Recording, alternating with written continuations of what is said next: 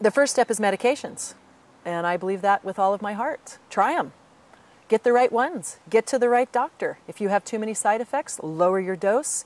See if you can tolerate it. It takes the body a long time to metabolize some of these medications.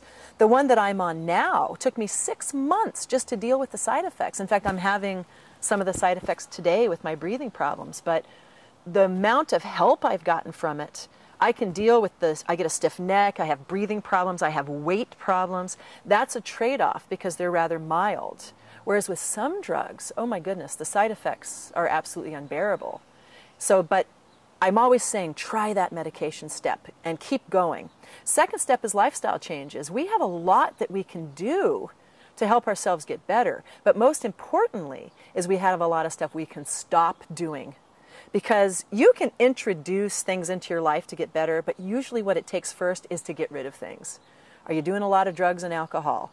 Are you staying up too late? Are you partying all the time? Are you doing too much at work? Or let's say you're a lawyer and you've taken on too much and you work 80 hours a week. Do you travel too much? Are you in an abusive relationship? Are you addicted to television with all its terrible commentary sometimes on what's going on in the world? Are you making decisions that are making you more ill? That's a lifestyle change that's difficult but possible. Then you have the lifestyle additions. Better diet, better exercise, better relationships. Those are the kind of things that you can do to make yourself improve. That's step 2. Step 3 is behavioral modification. And that's where it really gets into how do you deal with what this illness does to you, what it makes you think and say and feel. You have to learn internally how to recognize it and take care of it on your own. And then you have to teach people what you're going to look like. For example, when I am depressed, there's a good chance if I were talking to you, if I were severely depressed right now, I would cry during this interview. And I wouldn't stop the camera, I wouldn't do anything because that's just what I do. I go out to dinner with friends and I'm crying, I'm extremely embarrassed. But I've learned to work through these behavior things, the thoughts that are going through my head, by going, I'm crying because I have bipolar disorder, not because something's really wrong with me. That's how I deal with my thoughts and my behaviors. And then finally, asking for help.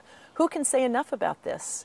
Let's say you and I are friends. Would you know how to help me if I were depressed? No. There's no way. You don't know me. You know what depression is. And what you might say is, oh, Julie, you have such an amazing life. Gosh, look, you're being interviewed. What do you have to worry about?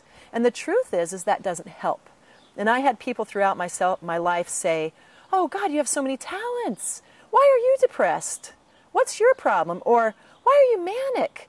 What are you doing? Are you trying to wreck my life? So what I've done in the book by teaching people to ask for help is to have the person with bipolar disorder know what they need. When they're well, and this is what's tough, when they're well, they have to tell the people in their lives, this is what helps. For example, my former partner who has bipolar disorder likes to be hugged and touched and taken care of when he's depressed. I do not want that. I want you to take me to dinner, take me for a walk, talk to me, take me to a garage sale, remind me of the fact that I'm depressed. We want something completely different. If we didn't tell the people in our lives that, we could get more and more and more depressed. And of course, it takes a lot of power on the person of bipolar disorder side to let people help them in that way. But at least it's a start. So I tell people, tell the people in your life even 1 or 2 things they can do if they see you're depressed. 1 or 2 things they can do if they see the first signs of mania. Such as, wow, I just saw this new movie, oh my God, that kind of thing. Yes. And so that's asking for help. So if people use those 4 steps, you can have a much higher quality of life. There's no question about it. But it takes work, and sometimes it takes years. But you can start, and it's definitely possible.